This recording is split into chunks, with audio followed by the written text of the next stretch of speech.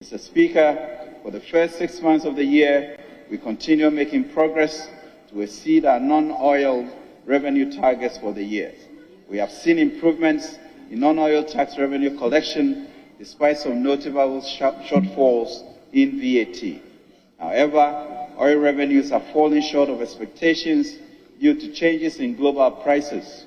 We will therefore undertake a downward review of the oil-related revenue as well as the corresponding expenditures to align with the underperformance of some of our revenue handles. Specifically, this will impact the annual budget funding amount. Mr. Speaker, in view of the reasons outlined above, as well as the lower domestic interest payment and amortization following the completion of a part of the DDEP and the reduction in the foreign finance capex, the appropriation has been revised from Ghana cedis 227.7 billion as presented and approved in November 2022 to 206.0 billion Ghana cedis. This is in line with Regulation 24, Sub-Regulation 3 of Public Financial Management Act Regulation 2019, LI 2378.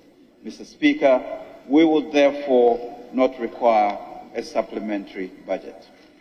Mr. Speaker, Government is, however, committed to pursuing a robust growth strategy within the limited fiscal space and our fiscal consolidation program.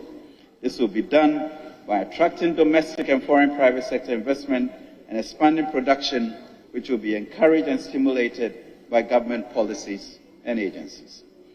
Government's mutual prosperity dialogue with the private sector will seek to facilitate the ease of doing business in order to crowd in private, domestic, and foreign investments. Mr. Speaker, security continues to be a priority of government.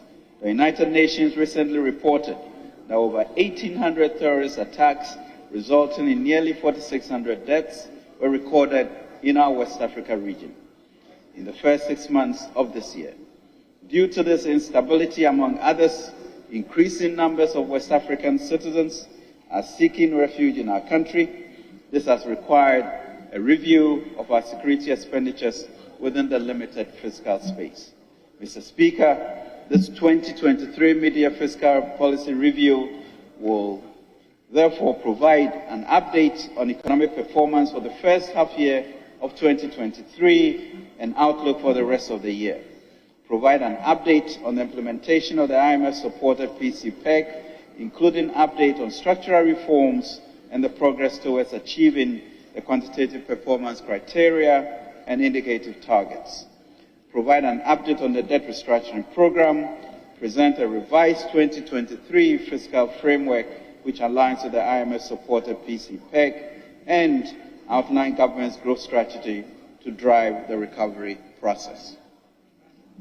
I will now proceed to update the House on the macro-fiscal performance of the economy since 2022. Mr. Speaker, as we usually do, the 2023 budget was presented in November 2022 using end September 2022 data. We now have end December 2022 data, which indicates that overall real GDP growth was 3.1% compared to the revised target of 3.7%. Non-oil real GDP growth was 3.8% compared to the revised target of 4.3%. End December inflation rates of 54.1% compared to the projected 28.5%. Total revenue and grants for the period amounted to 96.7 billion, 15.8% of GDP, compared to the revised target of 96.84 billion, 16.4% of GDP. Total expenditure on commitment basis amounted to 165.1 billion Ghana cedis, 27% of GDP, against the revised target of 133.8 billion, 22.6% of GDP. Overall budget deficit on commitment basis was 11.8% of GDP, against a revised target of a deficit of 6.3% of GDP. Primary balance on commitment basis was a deficit of 4.3% of GDP, against a revised target of a deficit of 0.7% of GDP. On cash basis, the overall budget deficit was 10.7% of GDP, against a revised target of a deficit of 6.6% of GDP. The corresponding primary balance on cash basis was a deficit of 3.2% of GDP against a revised target of a surplus of 0.4% of GDP. And gross international reserves was equivalent to 2.7 months of import cover. Mr. Speaker, with approval of Parliament, government set out to achieve the following key macroeconomic targets for 2023.